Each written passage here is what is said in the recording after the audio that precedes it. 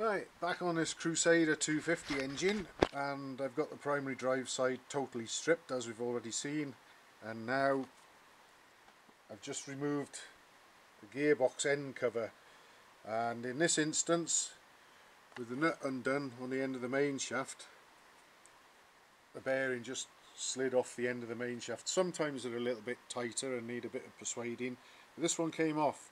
It's worth bearing in mind when putting this lot back together that there's what Royal Enfield called the gear operator. Actually, look at that, there's a bit of, it's not too bad, there's a bit of play there, not the end of the world. That's the gear operator, that's what moves the gears along the main shaft and lathe shaft. It moves the selector mechanism and moves gears that way or that way as required to change gear, and it's got this little sort of spring loaded indent thing here, which is what gives you your clicks. So that's got to come out. You see a little tooth on the end of that, a little spring loaded tooth, sort of engages with those indents down there. Let's see if we can see those.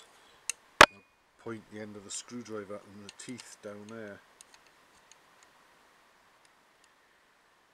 And that's what sort of controls the gears. There we are, look, you see, now I've got this out the way, I can move them, and you might as well bring them towards yourself as far as you can, because they're going to have to come out anyway.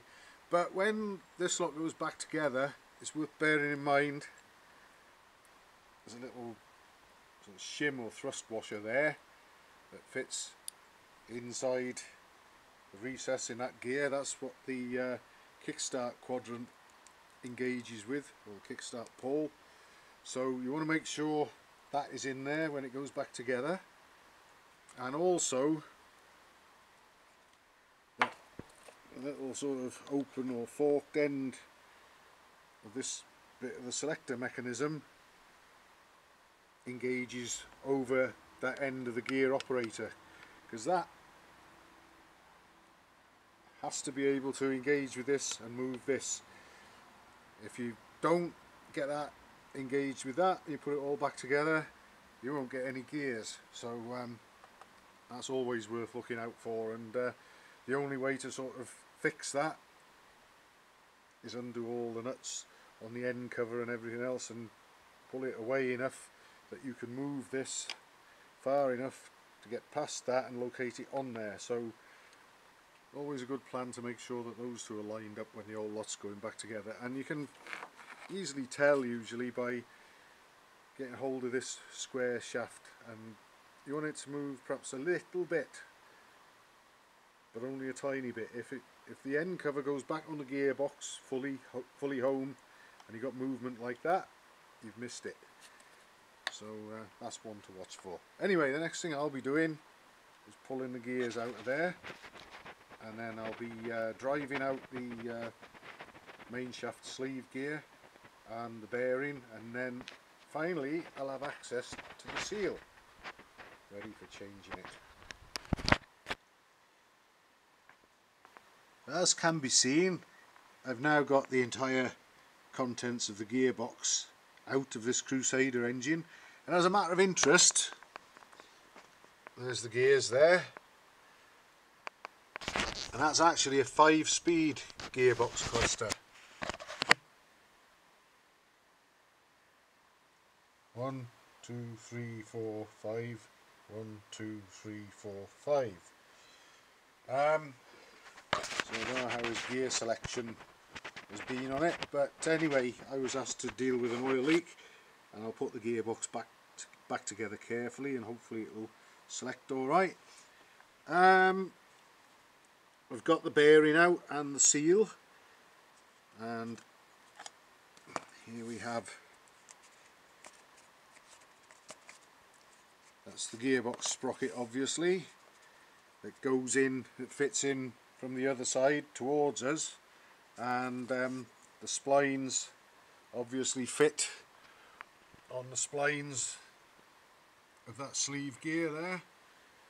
and when the nut is done up tightly, outboard of the gearbox sprocket, that holds that lot together tightly.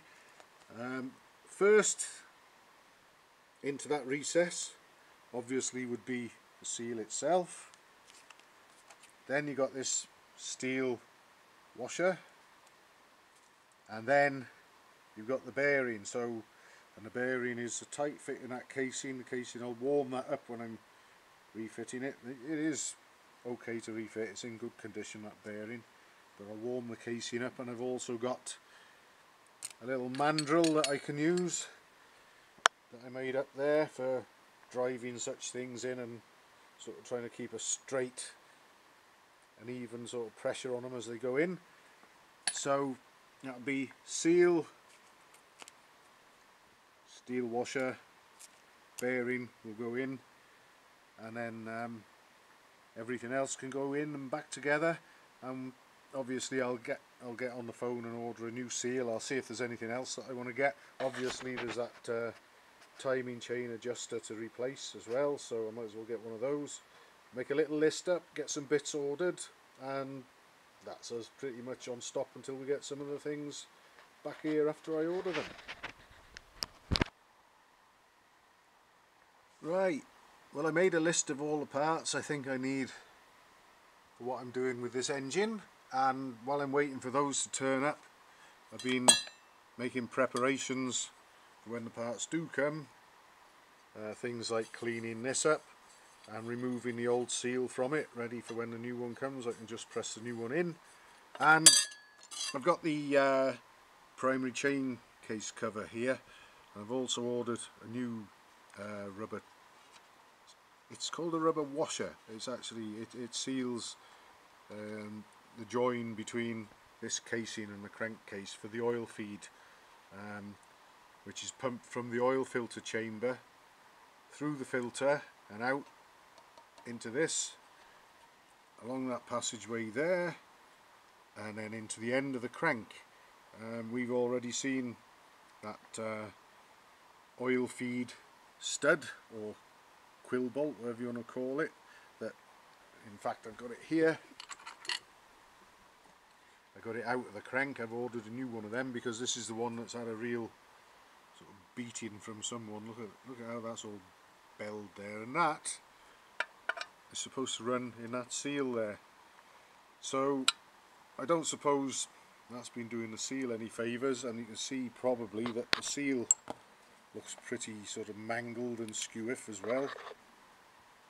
Excuse the light is probably interfering with the camera more than being of much use, but I'm going to get that out as well because I've ordered a new one of them, and I'll be warming the casing up with the heat gun to just expand it a little and make it easier, because this is one of those metal backed seals, as is the one that came out of here actually.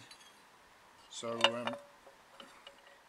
any expansion I can get into the aluminium will make it easier to prise this one out, because I don't really want to be damaging or compromising the fit of a new seal in the aluminium casing, because obviously it does a very important job in making sure all the oil that needs to go to the big end gets there. So I'll be very careful about that. So that's what I'll be doing next, get these two out, and then I think I'm done then until the replacement parts I need turn up, which may turn up tomorrow, although it's rather sort of well into the afternoon, so probably be the day after that before I see those. Well as the oil leak suspected to be coming possibly from the gearbox or the back of the primary drive, the owner of this engine also told me that there'd been an oil leak from the cylinder head to barrel joint, so I thought I might as well start taking a look into that, and while I'm waiting for the parts to come for this.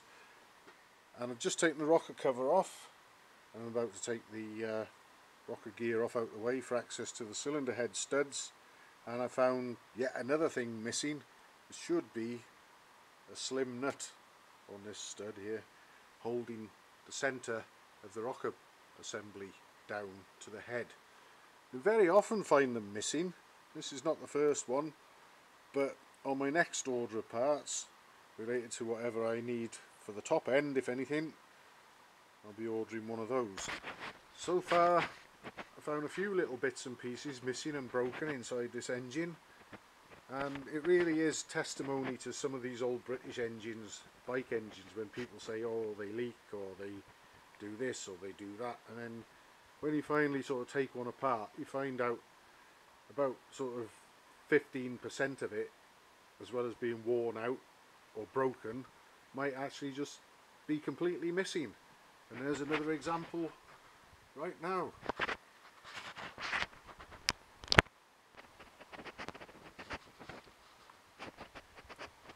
Here we are with the cylinder head removed from this Crusader 250 engine, and I've got to say I was tempted actually, as soon as I started undoing the cylinder head nuts, just to sort of tighten them, because they were very little more than nipped down, not much beyond finger tight in fact. But I thought, well, I've been asked to sort of look into it, so I'll take the head off anyway and just make sure and check a few things. And obviously someone's skimmed the gasket face of the cylinder head at some time, and probably fairly recently I would say, and it looks like a nice clean smooth job. There's evidence of some of that nasty silicone sealant there, which I don't think was necessary. But also the gasket face of the cylinder barrel likewise appears to have been skimmed as well. I'm just going to make sure, I'll put the cylinder head on the barrel with no head gasket in place, just to make sure that whenever it's been skimmed, that it still comes down far enough over the spigot to crush on a gasket. But also, here's the gasket here, and again you can see lots of silicone snot on that, so I'll clean that off. But what I'm going to do as well is, I think this gasket had probably been fitted new perhaps, but certainly I don't think annealed. So what I'm going to do is I'm going to clean that up. It's in good shape. I'll heat it until it's orangey red hot and plunge it into cold water, and then it'll come out a lot more flexible and pliable, and even very slightly spongy, and that'll give it a much greater chance of complying between in the space between the gasket face on the barrel and that of the cylinder head, and it will give the gasket much more ability for any take-up that it might need, even though, like I say, both faces look freshly skimmed, so there shouldn't be a problem. But on top of that, once it's been annealed, the surface of the gasket, it won't be shiny anymore. It'll be a duller and almost a slightly sort of, it'll have a slightly sort of rougher texture to it, and that'll be ideal, an ideal key to coat both sides of it very, very lightly in well seal. Not this silicone rubber stuff that's on it now, but I found that a combination of an annealed copper gasket with well seal, just a smear of on both sides, is very, very good for holding compression and oiling. So that's what I'll be doing with this. Get the gasket faces cleaned up, re-anneal the gasket, and then I think I can put the cylinder head back on. I don't think that I'm going to be needing to order anything for that, although obviously I will need that nut, the big nut for the centre of the rocker assembly block later on. But I can crack on with this and get the head back on, so that's a positive step to look forward to.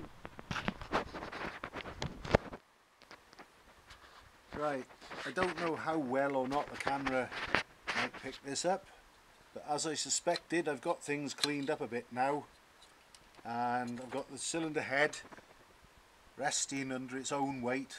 It is fully home on top of the barrel, it's just not bolted down. And if I get the head gasket and offer it up to the gap between the top of the barrel and the underside of the cylinder head, I can actually, let's see if I can get it in there again now, there, I can slide that in.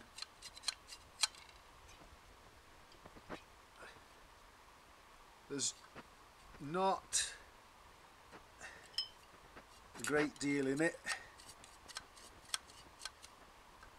but it's not clamping the head gasket as tight as I would like to see it doing.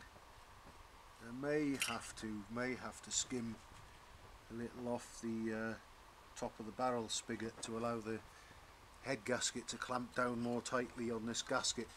I'll look into it in a bit more detail, and maybe even use feeler gauges to measure the gap that I've got, but there's a very strong possibility that the head hasn't been biting or clamping down on the gasket as tightly as it really ought to have done.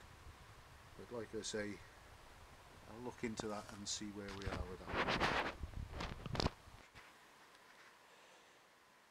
Right, having run it by the committee, i.e. myself, I've decided that rather than take the cylinder barrel off and maybe faff around putting it in the lathe and skimming this down by 0.5 millimetre or whatever to make up for what's probably gone when the gasket face on it and the cylinder head had been skimmed, I've decided to do what I've done before, and it's frowned upon in some circles, but I can't see a problem with it, and it's worked for me in the past, especially with solid copper head gaskets like these.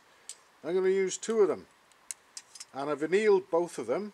I've heated both of them until they were an orangey red and plunged them into cold water, and it might be possible to hear the difference.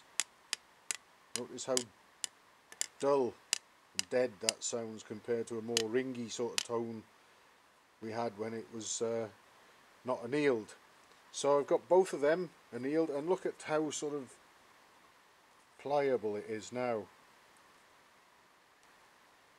Much more yielding and much more give there than there was how it was before. And a lot of people don't seem to realise that when a copper head gasket comes new out the packet, it really ought to be annealed, because otherwise you might as well more or less be fitting a steel shim in there.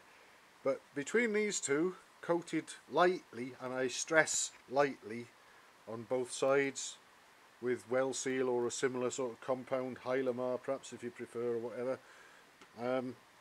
So I'm going to have 4 faces lightly coated in well seal, and I'll put them in between the head and the barrel, and I'm pretty certain that the head will be able to tighten down and crush nicely on them. There won't be any oil leaks, there won't be any compression leaks.